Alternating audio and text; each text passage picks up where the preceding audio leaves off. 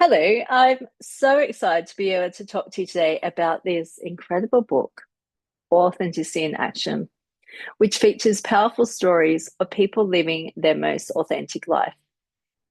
My name is Dr. Danielle Camer, and I'm a leading senior medical writer, creative director, and multi award winning children's picture book author. I tragically lost my husband, Clint, to cancer in 2023, leaving me a widow at just 35 years old and solo parent to our then 6-year-old daughter, Sophie. Every day, I am driven to live life authentically and to the full.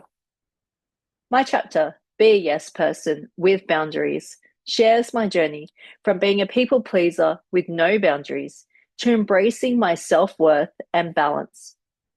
A near fatal car accident forced me to reevaluate my priorities, shifting from overwork and undervaluation to setting firm boundaries in my career and personal life. Facing workplace discrimination, chronic illness, and self doubt, I eventually built a fulfilling freelance medical writing career and found unexpected joy in writing award winning children's picture books. Through resilience and self discovery, I've learned to say yes on my own terms. My story is a reminder to recognize red flags, value yourself, and pursue what truly matters. I'm now going to read a small excerpt from my chapter. I was a yes person without boundaries. Yes, I will do more work for no extra pay. Yes, I will stay up late after my baby goes to sleep so I can get that project to you ASAP, even though I'm exhausted. Yes, I will work through lunch to meet your arbitrary deadline.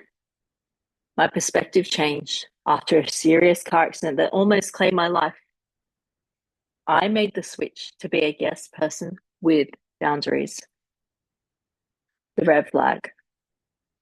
I went back to work after a short maternity leave when my daughter was around 4 months old.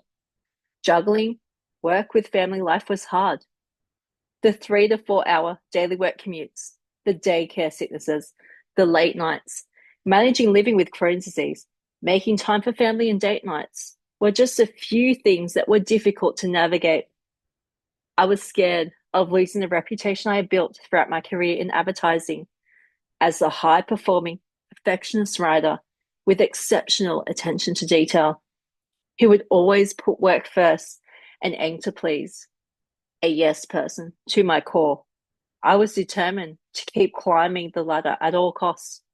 I was exceeding my KPIs, training new employees, had a glowing reputation with clients, and was working way above my pay grade and level. Months after returning to work from maternity leave, I mustered up the courage to request my long overdue promotion for the role I was already doing. I prepared hard and met with my manager for my performance review. I received a response along the lines of, "You can't get a promotion because you have health issues and family responsibilities." This should have been a big red flag. I was angry. I was upset. I cried many tears. But most of all, I felt undervalued. I knew I would always be a mother and have Crohn's disease. But will this really mean the end of advancing my career? Would I be stuck at the same level forever? The glass ceiling felt like it was made of concrete, peppered with barbed wire and jagged diamonds. I did eventually get the promotion, but the comment stayed with me. I knew that whatever I would do, I wouldn't feel good enough, even though I was working harder than ever. Spot the red flags. Is someone making you feel undervalued in any part of your life? Trust your gut. If something doesn't feel right, it most likely isn't.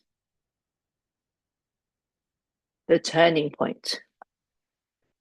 Everything changed on the 14th of April, 2018. The wake up call I needed started with my very near death.